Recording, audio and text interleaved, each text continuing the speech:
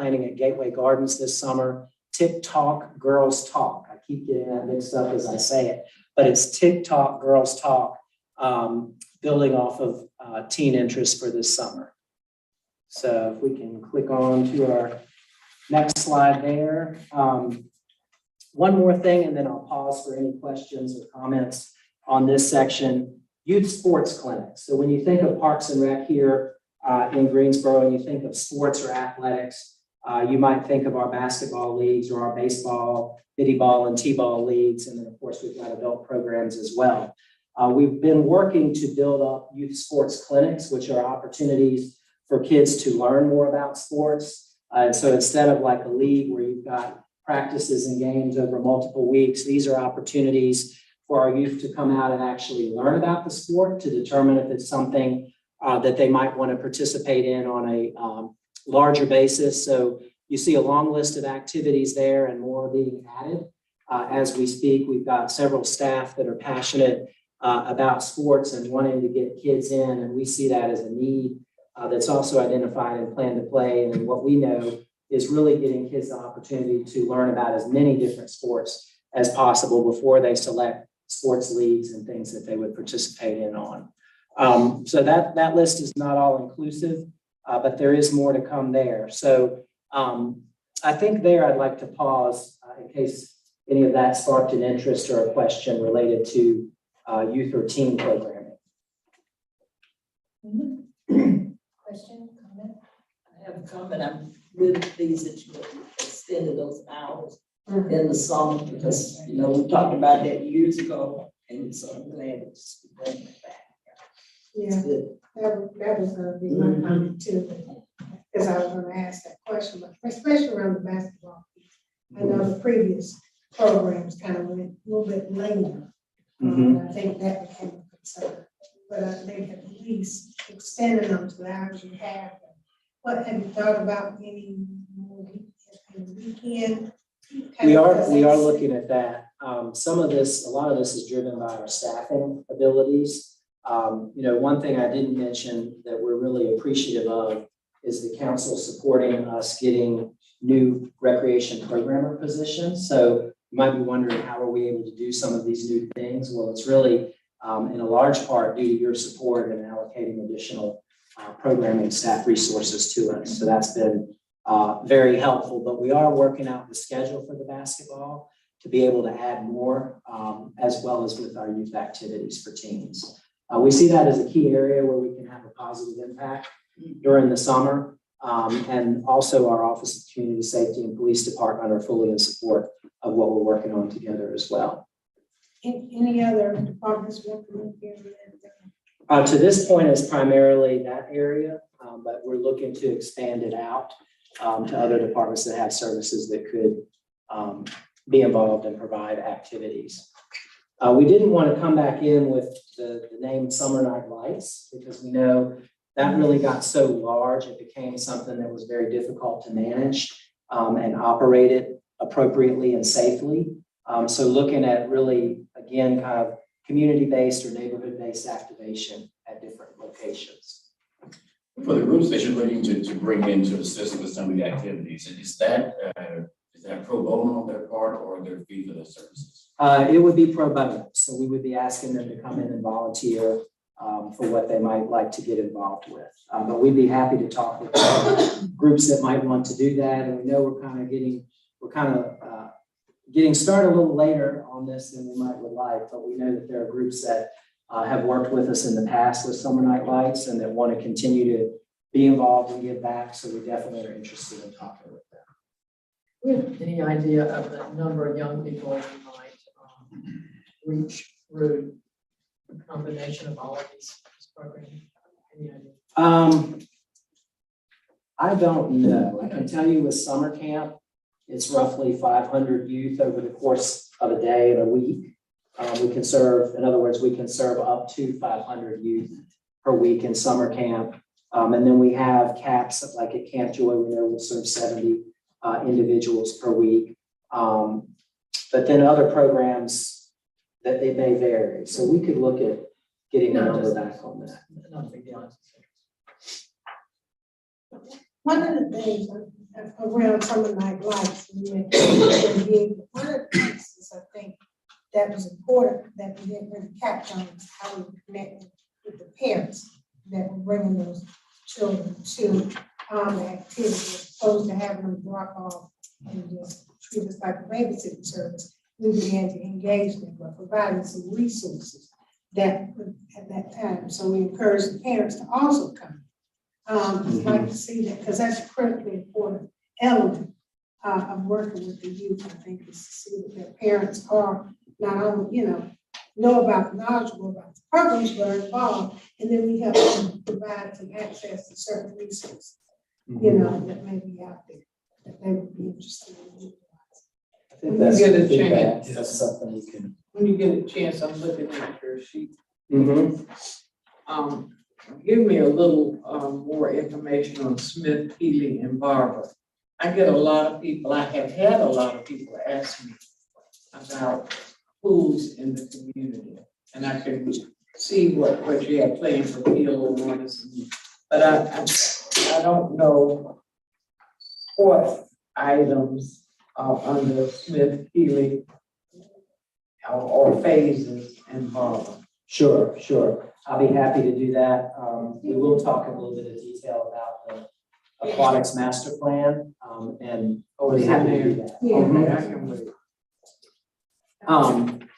But we will move on actually to splashing into summer. So that's a great question and a great transition for us. So to start out, and this part of the presentation is really focused in on what opportunities we will have this summer as far as splashing into summer. So you see on this slide information about our spray grounds and the seasonal plaza fountain at LaBauer Park. So we're really excited. These are really sought after amenities within our community. So we're excited to have all of these in operation this summer. And then on our next slide, it talks about what we'll have at our swimming pools. So as you may recall, last summer or early fall, council approved $1.1 million in American Rescue Plan Act funding for our pools. And that money is crucial to making the needed repairs and doing the needed maintenance at our existing swimming pool locations. So with Peeler and Lindley, we have been working through processes such as getting design drawings completed, doing bid processes for those sites. So at this point right now, Peeler and Lindley are going to remain closed for needed repairs. So for Peeler, we've received 50% design drawings that were designed by an engineer that would include repairs and enhancements within the pump room at Peeler, as well as to the pool deck and the pool shell.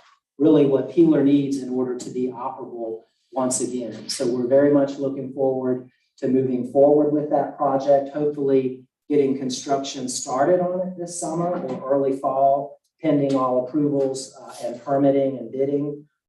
Peeler will not be open this summer, though. It will be opened in summer of 2024 once that project is completed. Yes, sir. Thanks, Phil. So you're talking about, we're gonna put, what did you say, 1.15 million? 1.1 million. 1.1 million, and we're gonna fix up Peeler. And then on the list, it has short-term for 8.5 million. So that's a great question. So there's two different things going on. One is like repairs that we need right now in order to remain operational, to fix what we have already. So that's the $1.1 million that council has allocated, and there's money going to each of the sites for that. Then the second part is the question that you're asking in regard to this graphic that shows $8.4 million for Peeler. This graphic actually corresponds with the aquatics master plan, which is the larger document that you have there. This is what the plan talks about in terms of a rebuild of the pool and aquatic amenities at Peeler. That's the cost estimation for what that would be. All of what's on this infographic document, it's not currently funded. So this information will be going into the capital improvement program as unfunded needs. And you'll see on one of the slides that I'll get to for this, in other words, to fund what's included in the long-term or intermediate to longer-term approach for aquatics in this document. It's over $80 million total. But what we're working with right now is the $1.1 million to make the needed repairs so that Peeler, as well as all of our other facilities, can continue to be operational. I know this is out of the box.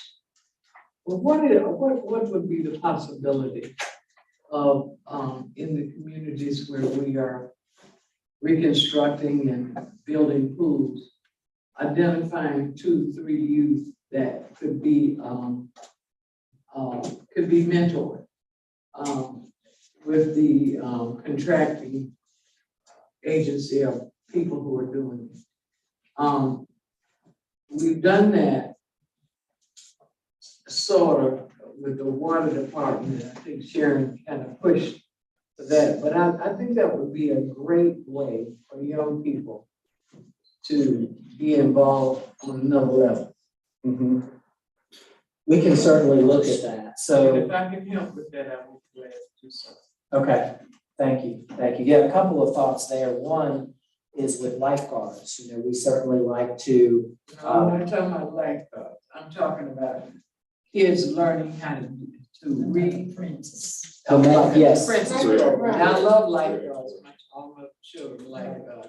But I love lifeguards and I think that's important. But I wanted to make sure you understood that that's not exact. I support that, but it's not. exact. sure. More or less learning the types of How to do the trades work. that go along with.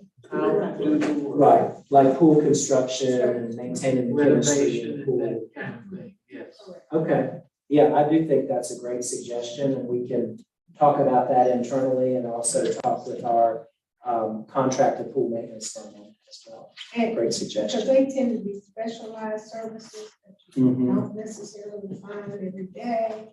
And so it becomes a monopoly if others don't learn the skills and the trades that go along with that. Definitely, okay. So Phil, going back, these on the site improvements, you're talking about replacing Peeler, replacing Munster, those are all unfunded. That's correct, So So, this is a wish list. it's a wish list, but it's documented in this plan, which is still in draft form. So, last year, we executed an aquatics master plan, knowing that we needed documentation, a facility audit, an equity analysis, looking at the city's growth trends. We needed to look at our pools, our spray grounds, to see where we were, what we needed to do. So that's really what this report is.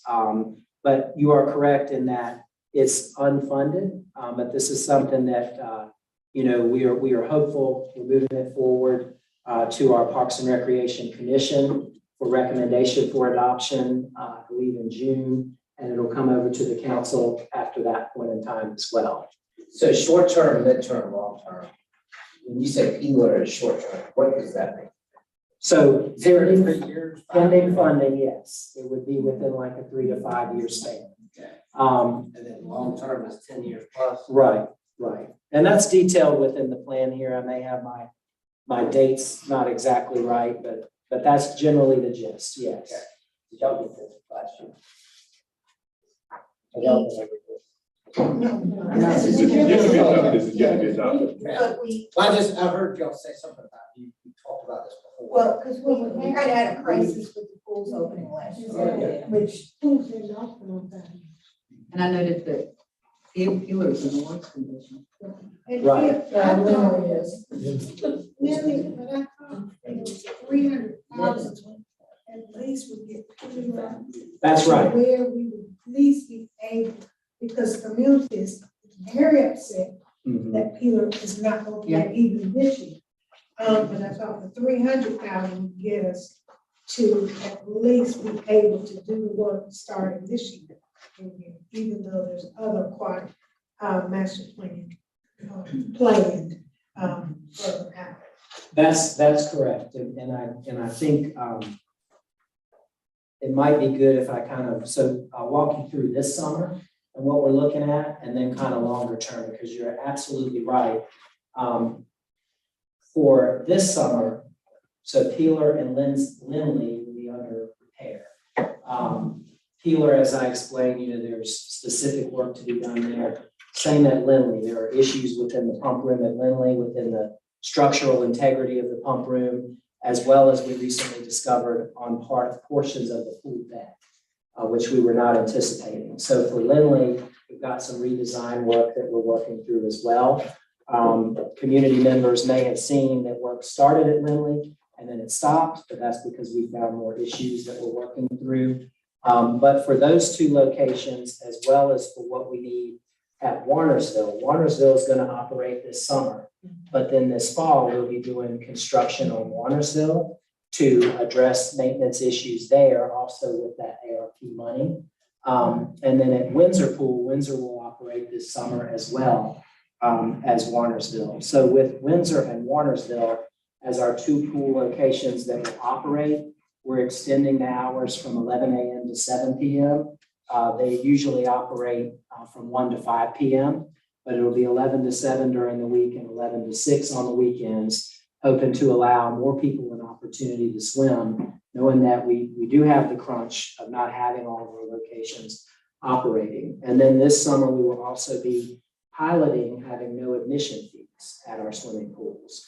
We're really excited about this because we know that typically in years past, when we had what was called a Pool Palace Day, which was a day of free swimming, we had crowds, we had lines, we had lots of folks coming out to swim. And so we believe, and our study suggests, that our fees are a barrier for folks. We believe and we know that to be the case. And so we're really excited this year to pilot no admission fees. Our pools are not a major revenue generating enterprise for us. We're able to make up for that revenue in other ways. So we're really excited to give this a try this summer, believing that that will, and knowing that that will reduce the barrier for families. We'll also be working through a transportation schedule to be able to provide individuals opportunities to swim. We did have a conversation with the Greensboro Aquatic Center last week, the manager and staff there, about any opportunities to help connect anybody that came to our pools for lap swimming, particularly, and with what they have available this summer as well. So that's really what we've got coming up this summer in the aquatic world. Did I miss any main points on that? So will Peeler and Lindley open next summer? Yes, yes. We should, barring no surprises, and we're not expecting any because we found surprises already. We will have these pools operational next summer, and they will be very similar to what you see now, only they will be safe and well maintained as they have been moving forward. So we are excited for 2024 when we have our locations operating. And just one quick question. Is the information here, is it completely aspirational? No, it's not completely aspirational in that there have been professional cost estimations done for this in terms of within the larger document here. Based on what's proposed in this document, there's cost estimation done by firms that do that work as a part of the study. So then that figure is derived from those cost estimations. Now, as far as like what would be at each site, is that aspirational? No, I'm actually thinking about the actual dollar amount. So we have not budgeted whether it's either this year or next year. That's So- right. That's right. So- This dollar amount is based on reality in terms of, like for Peeler, what's indicated in this plan, that has been professionally costed out, and then that corresponds with the figure there. And no existing bonds out, none of that is out, would be out. Correct. So this is totally It is. construction at some point. Phil, how much do you anticipate Warrensville happening? Because we mandated so long, and that at this point, it has to, the pipes are bad, all of that is bad, and that's why last Memorial Day it didn't open, neither did Windsor open. So that's from the ARP money that is getting us there. How much? It's 11. And you know, it's- what's another half Yeah, so million? it's, Feels like it. because we only set aside 1.1 for all four For mandates. outdoor For locations. mandates. Correct. Well, this mandate would be more sustainable because the past mandates have not even been to this level, and that's been the problem. Because we really haven't addressed our pools in 50, 60 years, it's almost, they're all old. That's right. Warrersville is at 11 million, essentially 11 plus. Well, that's for the whole aquatic piece of $million. that's for the whole piece, including what's in the master plan, so. Yeah, so what we'll be doing is with the $1.1 million that council and the city has already allocated, that is going to be doing the repairs, kind of the immediate repairs needed at Keeler and Lindley. And then when the fall comes, we will be doing the repairs needed at Warnersville with that money as well. So that's what the $1.1 million will do. Warnersville is able to operate safely and efficiently this summer. So we will be doing the kind of larger short-term improvement project at Warnersville in the fall after the pool season ends. So that'll be some reconstruction work in the pump room with the pumps and the piping, the pool shell and the pool deck, to address the needs there at Warnersville. So that's also a very important effort. And we're kind of juggling two different things, right? One is we want as much access this summer for opportunities as possible. And two, we need to make sure everything is shored up and safe and operational. So that's where we're looking at as far as the timing for the projects funded by the $1.1 million. And then when you get to, let me see where this is in our presentation. Let's click on to plan to slash, and I'll talk a little bit about that. So with Let's Plan to Splash, and that's the name of our aquatic facilities master plan, this larger document, which this infographic corresponds with, that says aquatic site improvements. So really, this was a 6-phase process that was initiated early last year with community engagement, a facility audit, an equity and inclusion assessment, programming and master planning, and opinion of probable cause. And that's what gets us to phase 6, and that's this draft plan review here. So then the question is, well, what's recommended by this document? And that's what you see on this slide, and you also see information on this particular handout here. So that is kind of, it does say on there, Councilman Matheny, as you mentioned, short-term, mid-term, and longer term. But keep in mind, we have kind of our immediate term of things we're working on right now with the 1.1. Then we have short-term, mid-term, and longer term as a part of this particular plan. So where this plan is at, a public review period just ended on it. Our commission advisory board has done small group in-depth review of it. They'll be considering recommending adoption of the plan at their June meeting, and then it'll come forward for the council to look at. We thought it was important to give it to you today, knowing that it'll be coming back in a few months. So that'll give you an opportunity to kind of look through it.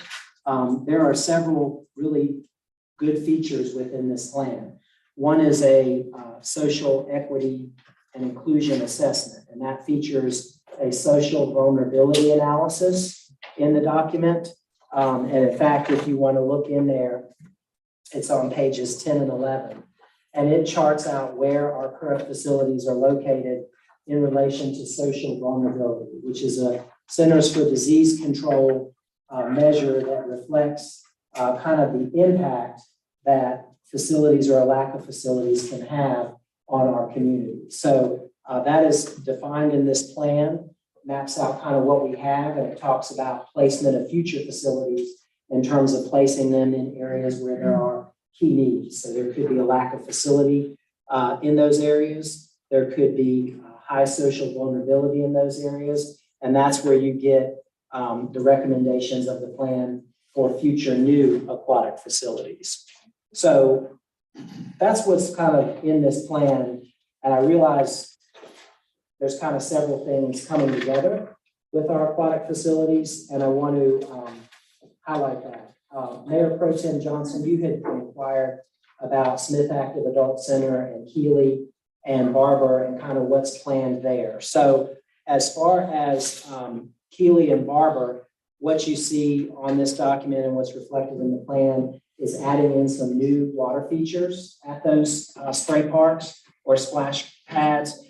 So for example, some new misters, some additional features, knowing that those are very well attended locations, and adding to the size of them would be very ideal. So that's what you see those figures corresponding with. At Smith Active Adult Center, I know Councilmember Thurm, you had asked me earlier about the locker rooms and restrooms at Smith.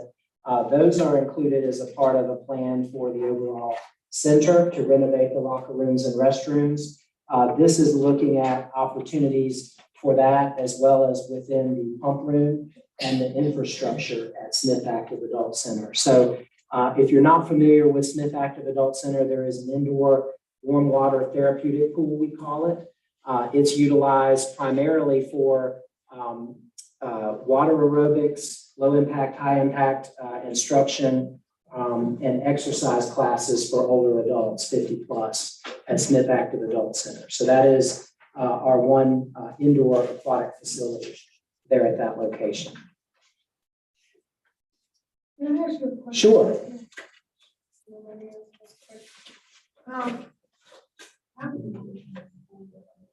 Yeah.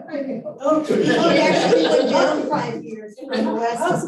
Oh, the head, you already there.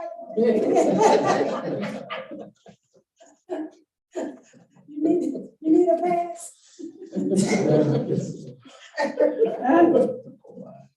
Oh, my God. I don't know about talk that. No, please go In the master plan, and of course, obviously in the equity assessment, and I'm looking at the breakdown of what you're showing. And I think I heard you say it's kind of driving where we would put our next aquatic facility. Sure, what page? It's page 30. No, it's actually page 50. So if you look at 15, and 15 talks about private clubs in Greensboro, where those facilities are. And you see, the private club, you don't see it. So, except for Hayes area. Where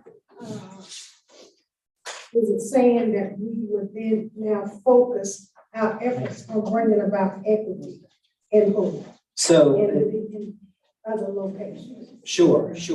So in terms of other locations, the ones that are recommended as a part of this study, it is focused on current city-owned properties in terms of what space is available there, constraints and needs. So it's recommending specifically at Brown Recreation Center and Hester Park that there be a spray ground installed, and at the future Short Farm Road Park that there would be a full aquatic facility with pool and splash features at Short Farm Road, as well as at Griffin Recreation Center. And you see those on page 13, kind of overlaid with the equity areas on the social vulnerability areas of the map. And the areas that are in darker blue are more socially vulnerable areas. And you'll see that many of our facilities are in areas with higher social vulnerability, as well as what we're projecting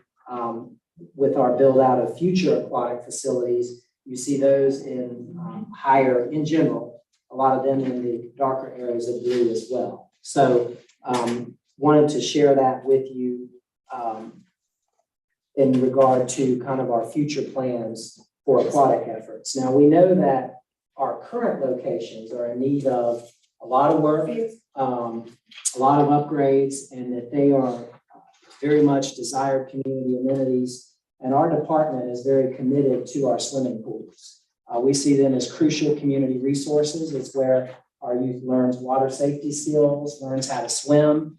These are locations that are accessible to households, and we want to see those continue as well as we move forward. They're crucially important.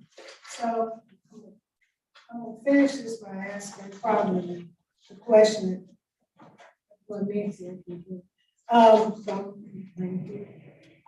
Would a bond get us quicker to where we need to get to?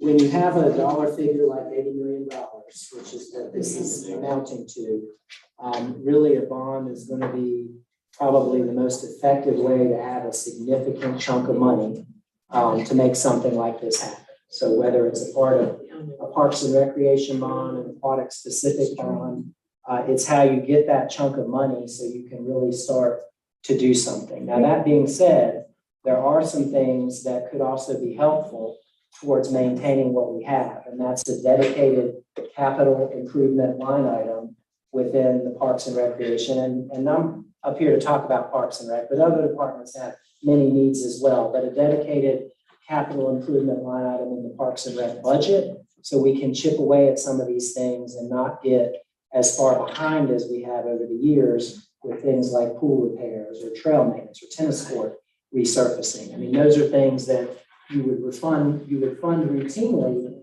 if we had a dedicated capital improvement line item. So how long has it been since your Parks and Rec budget has really been increased to address? So it's like a lot of things that have been done in the past, it just has been set aside for, We don't take care of it. right. So we We need. build new, but we don't take care So of it. we don't take care of what we have, and that's obvious. We And say it's been my soapbox for 10 years. yeah, so I mean, and I know people don't want to hear the word bond, and I get that, because that's the first thing they're gonna say, somebody raise my tax. But we offer this Parks and Rec is a service that our citizens take use of, and it really doesn't cost them a lot, really.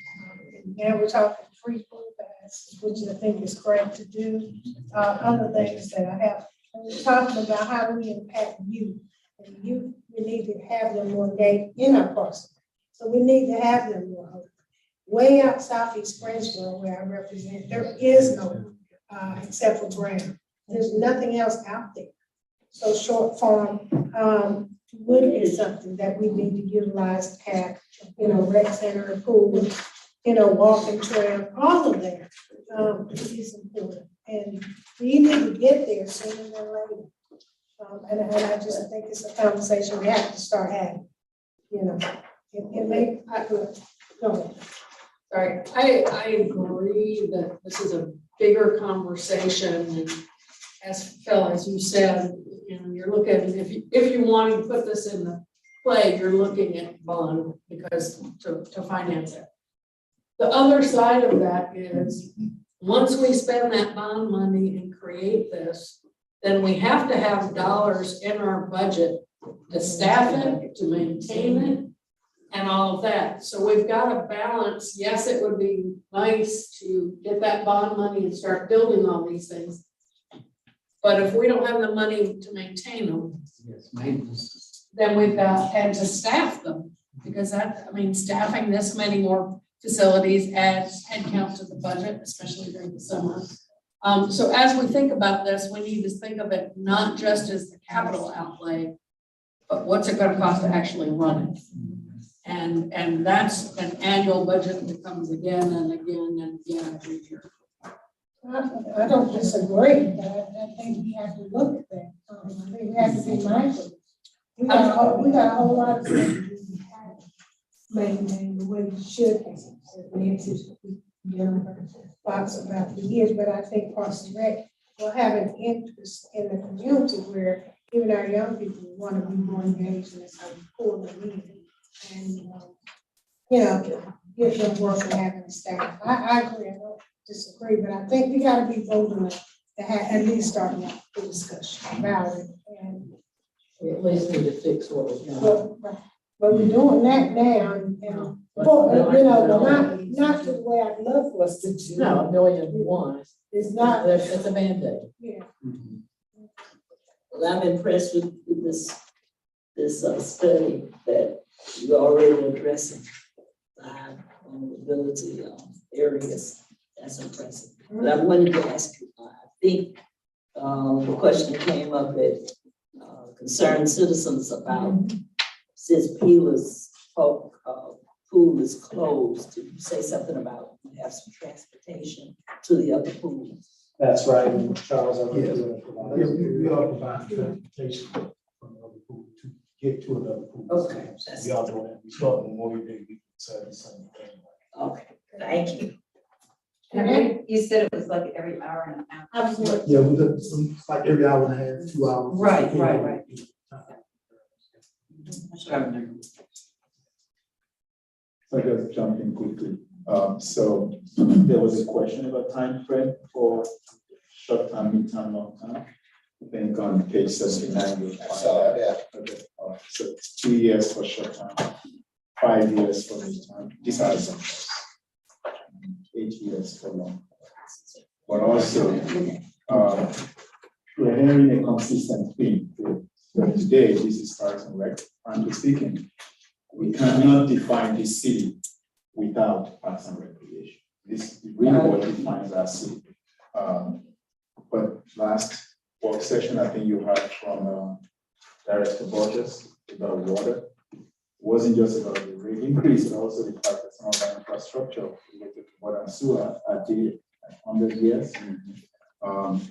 And I think, we also had when we were talking about mobility, that we need more vehicles in order to be able to be across town. I think the consistent theme we're hearing is all of these are unfunded, but they're needs, and the longer we wait, the more costly they become. I think if we were to do this plan in another 3 years, those numbers as would go up.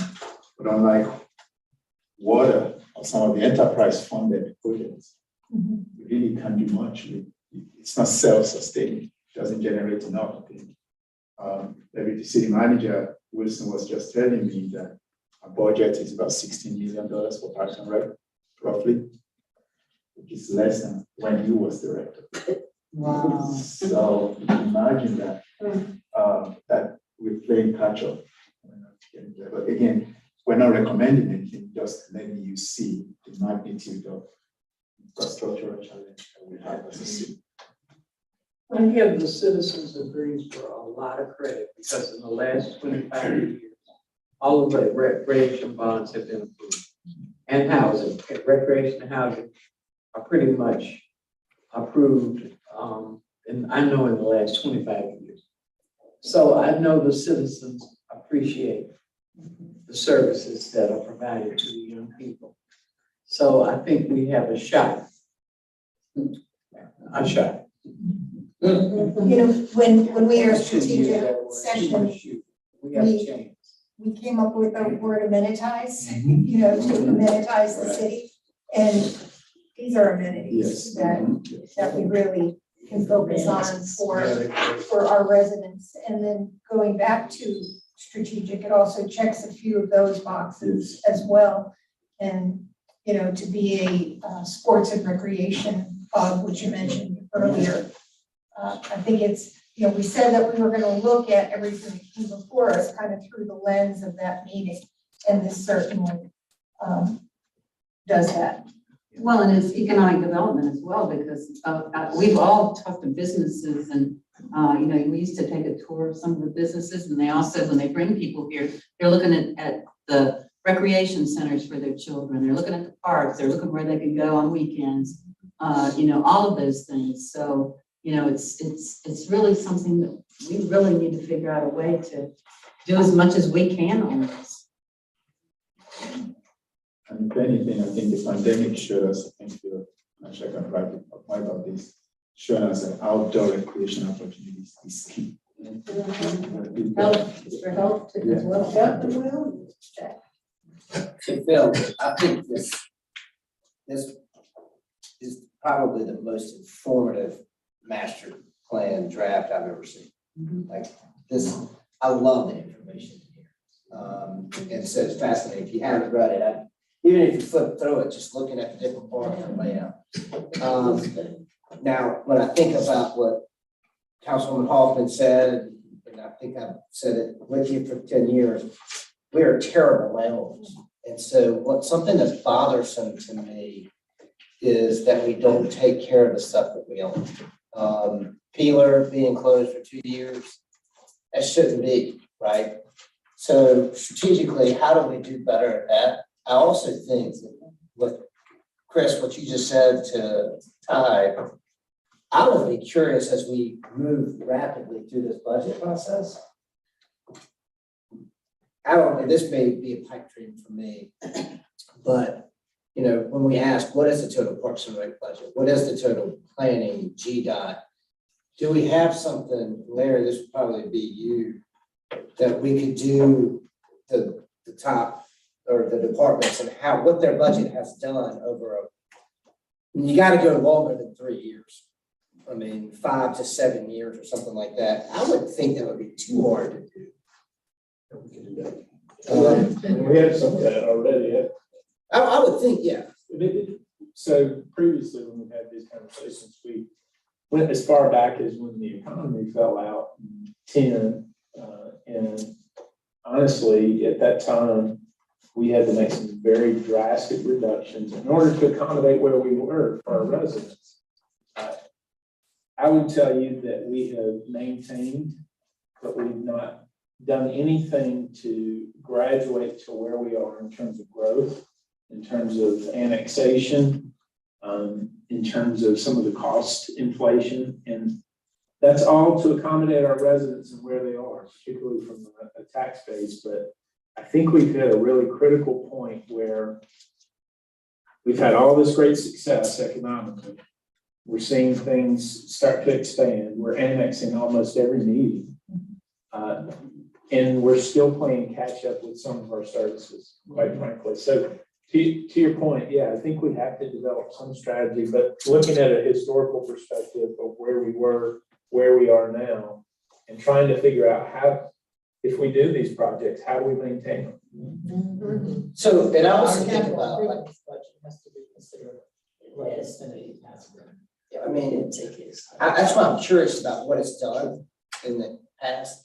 And also, Phil stated earlier, the first thing you said was city priorities.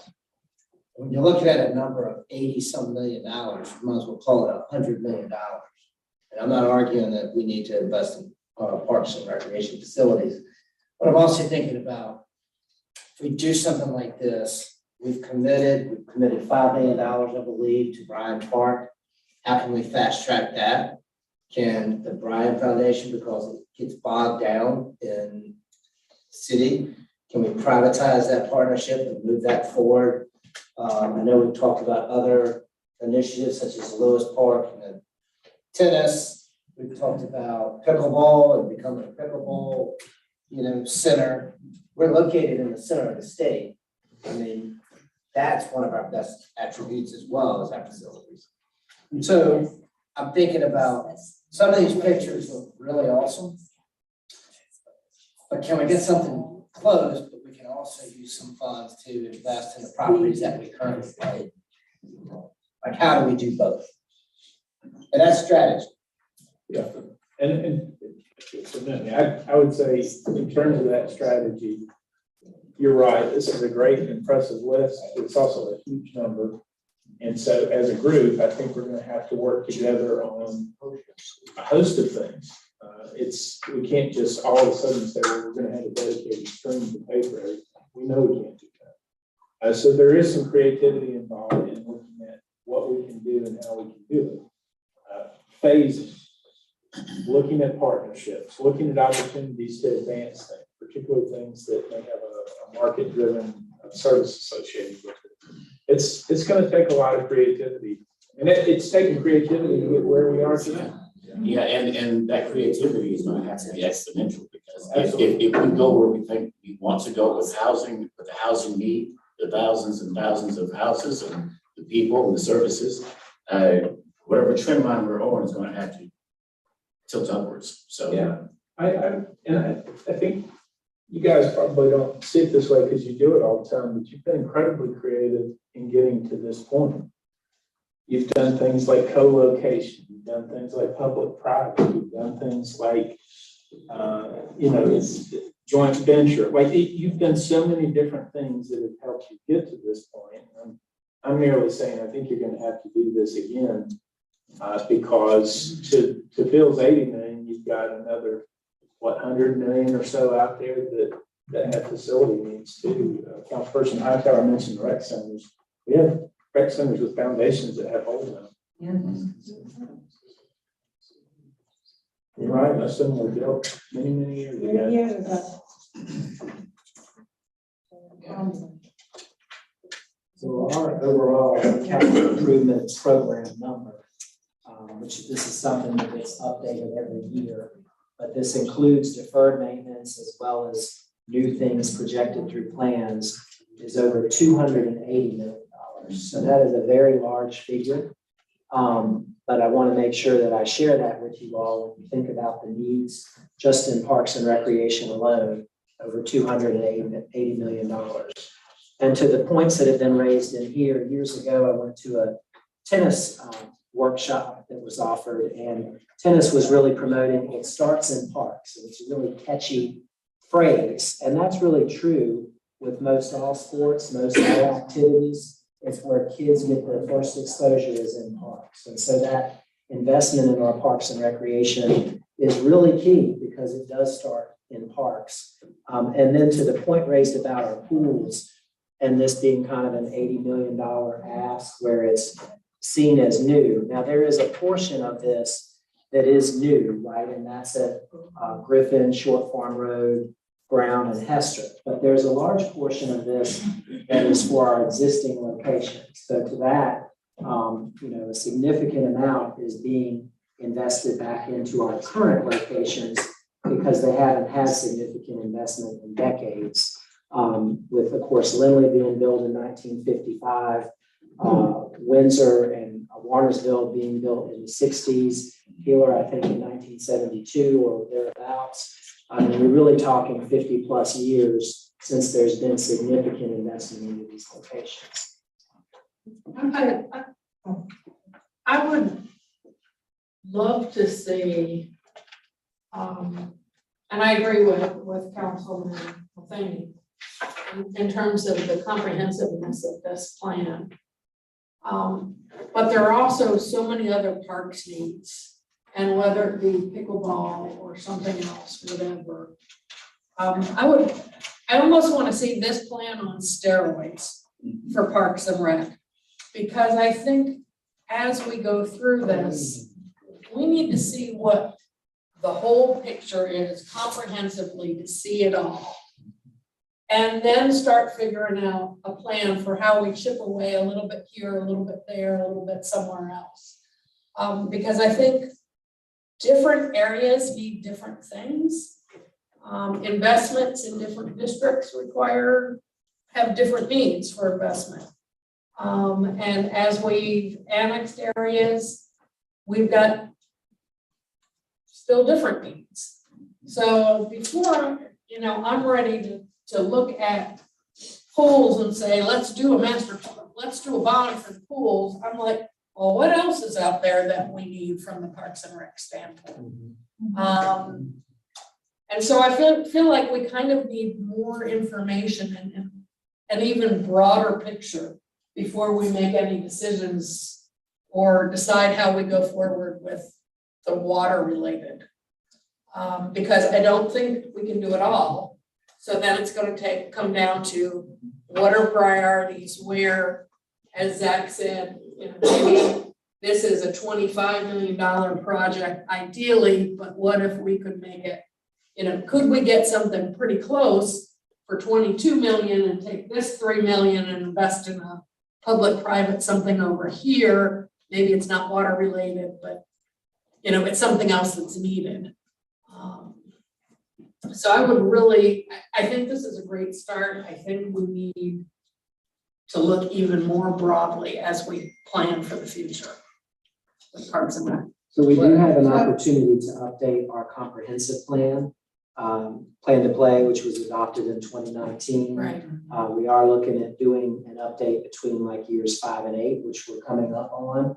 So that can be something we would look at to include as a part of that scope, because you're exactly right. Just as we're talking about pools, which are crucially important, there are many other needs in our park system too, and it would be useful to have all of that data as a part of a true comprehensive planning effort. And that could be something we would look at as a part of our comprehensive plan revision. That being said, this is still, to the points made, I think a really strong assessment that Absolutely, can stand alone as well. absolutely, I would totally agree with I agree that pools are just like a leaf collection.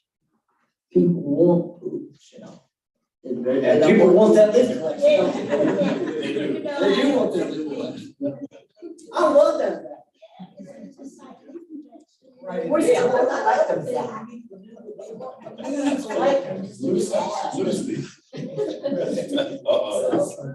So people really want these pools.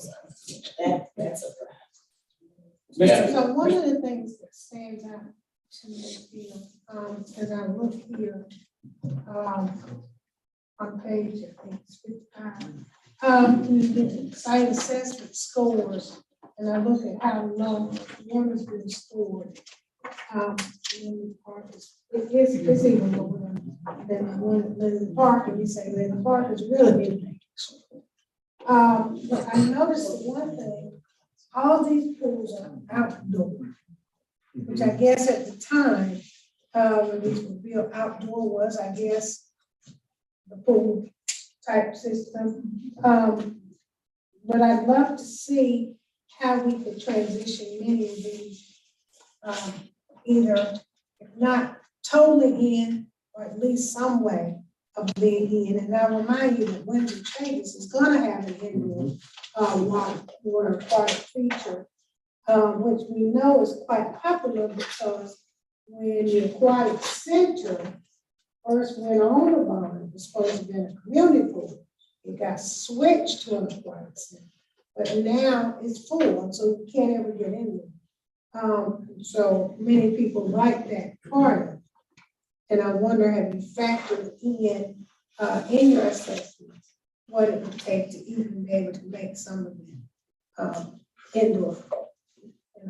I love Windsor Chambers, it's gonna be absolutely awesome.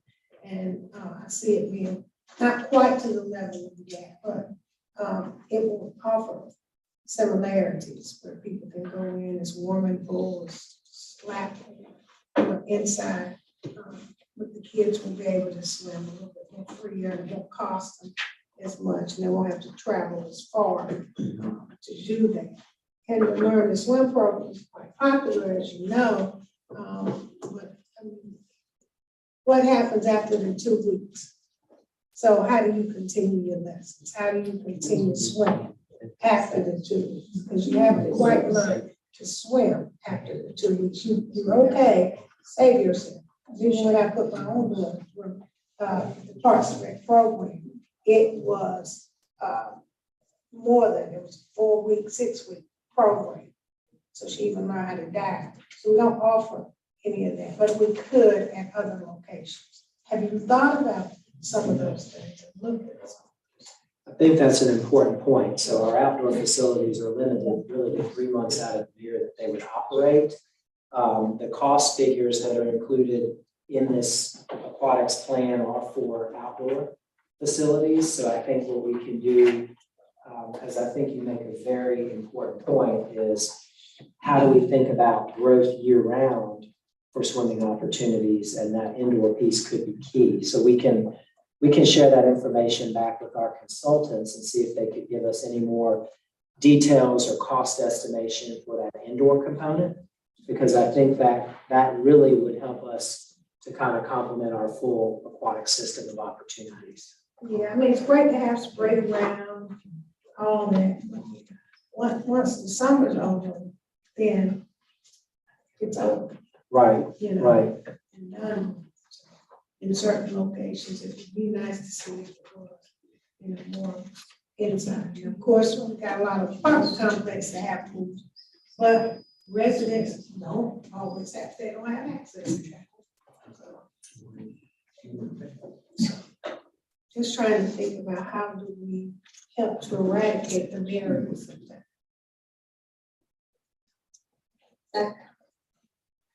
Mr. Manager, question. When you were in your previous positions at other cities, like Charlotte, did they use any other funding sources to help pay offset some of these costs? I'll say that most cities don't run Parks and Rec. They leave that to the county. I think in Charlotte, it's the county responsibility. And so it wasn't on the city's goal. I think in Atlanta it's split. I think 14 and the CAB have responsibilities for Parks and Rec and trails. In the city of Atlanta focuses on other things. I think in some other cities, most of the time it's the county that has that responsibility. I think I can put library in that category as well. Most jurisdictions, cities don't have libraries. But we take on those responsibilities for some reasons, which I think is good for that. I don't think funding consider. Because again, county has more population. Consider the municipalities. But do they ever use hotel motel tax or any other funding mechanisms to help offset the cost? I'll say that Mecklenburg County doesn't rely on that, and the city of Charlotte uses their hospitality to do things for your basketball stadium, your Amtrak stadium. Any other mechanisms? Not that I know. We have currently used some other things. Yeah. Mr. Mayor, we recently partnered with, we recently partnered with a university to help us do a study to that point, to identify what other municipalities, other partner agencies, like-size organizations, both in the state, out of state, and in the close geographic region. And so we just recently provided that to the manager's office, as well as it just went to our Parks and Recreation Commission. And we're getting ready to start exploration on what other opportunities may be out there for funding for Parks and Recreation, in addition to taxes, bonds, dedicated line items, certain payments and fees in lieu, different things like that. So we did partner with an agency. They did provide us a study that we're getting ready to explore a little bit further right now. Perfect. So I'm the. Send Zach a copy. So I'm the liaison to the Sports Foundation for City Council. We've been discussing quite extensively how other cities and are way ahead of us. You know, Greensboro has the opportunity to become a youth sports town, which we basically are, but all of the other cities are so far ahead of us building all these new facilities. And you know, there's a word out there I don't even want to use, but they are seeking other avenues to collect revenues for people that are passing through on a 1 cent food sales tax. I said it. Food sales tax. But Prepared what food. there's prepared Prepared food. And actually, we have on our board as well, Adrian Smith, who is with McDonald's, and he said, you know, they have it in Charlotte, they have it in South Carolina. Everybody that travels through the city for all these tournaments, they are paying that.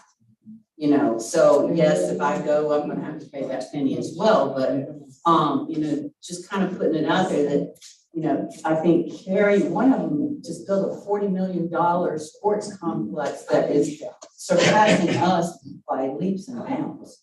And so, you know, this could be for Bryant Park, this could be for, you know, a lot of the things we're talking about. But, you know, I just wanted to put that out there because it is something that we have been looking at. I'm not saying that we're ready to propose and bring it, but it's something that we all need to think about because anyone that travels, and of course, with all the youth sports tournaments coming, we fill our hotels, we fill our restaurants, we feel there's so many things that just really move along and help the city. And, you know, actually some people that have come to some of these tournaments, some of the swim tournaments, and have decided to come and live in Greensboro.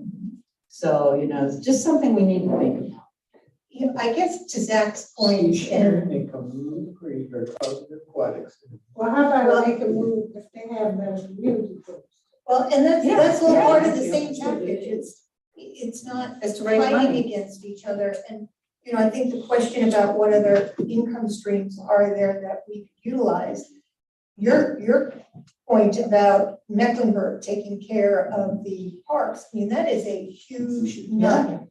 And, you know, one thing that I'm working on is, you know, we frequently they look at the 5 largest cities and see what the tax burdens are, but they never break it out when it comes to who does parks, who does libraries, who has a prepared food tax, what your occupancy tax looks like. And, you know, it seems to me that when you start taking Greensboro and comparing it to these other cities, we are just missing out on so much because they are looking at different income streams or they get different supports in their county. So have we ever thought about talking to the county about an application? Since they are the county that has all of us in it, Well, and the people in the county, I'm sure you have facilities. an allocation. And they give it for the library. It's not But it's not, as far as parks and rec, they have a little parks and rec, but it's not, I mean, they have parks and rec, but it's not good. And, you know, I mean, I'm just wondering, and, have we ever thought about designating a certain amount just to go to, like we do with our bus? Now we do our transportation, they get what? And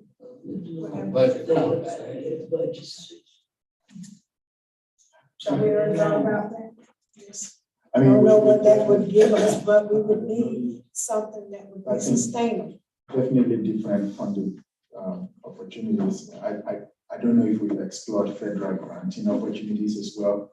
But there used to be something called Tiger funds, which gave $18-20 million to cities and counties for park. But I don't know if that's still a possibility, but I think we are going to be bringing the grant manager on board in the next weeks, hopefully. And one of the things that we're going to be looking at is working with different departments, looking at federal opportunities for grants that are out there that we may not be aware of. That will be there. But of course, for every grant, we have to have a local match. And so I think that's where a bond can not help, because then your bond can help be that Be local that match. But I think that we just have to look at different ways. I do agree we have to diversify revenue streams or funding sources as a city. We can't keep going to the same way. I think we also need to go after some of the banks that, you know, invest in communities, and they give an awful lot of money to Raleigh and Charlotte, especially for housing. And we don't seem to be in that loop. You know, why aren't we getting some of that funding? And what is it that every bank has to? What's CRA. community reinvestment? Yes. And It seems to be very difficult to get, and I've sent several people to it, but it seems to be very difficult for them to get it. And give it out to certain. But the banks, you know, they give Bank of America gives $50 billion to the city of Charlotte. You know, you hear similar things in Raleigh. They're actually going to the cities, not to other businesses. And, you know, I think we have to be more aggressive in saying what our story is and why we need to be in that loop. And they've got a lot of customers right here in Guilford County. As we started this conversation, I think at this strategy session back in February, we said alternative sources of revenue, whether it's prepared food tax, whether it's bonds, and whether it's going to corporations.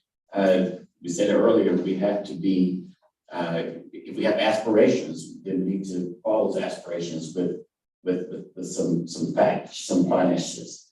And if we do that right, then Greensboro will be the great place that we know it is and can be in the future. If we don't, we're going to find ourselves in a malaise and have infrastructure issues, and then the people that we need to make successful are not going to be a part of us. And every potential income stream should be on the table. We should look at it, analyze it, up or down, and make that decision now for the fiscal stability of our future. You know, Mary Kay was talking about other communities really investing in their facilities so they can take our tournaments away. They have, they are. Yeah, I mean, Greenville and Richmond both have.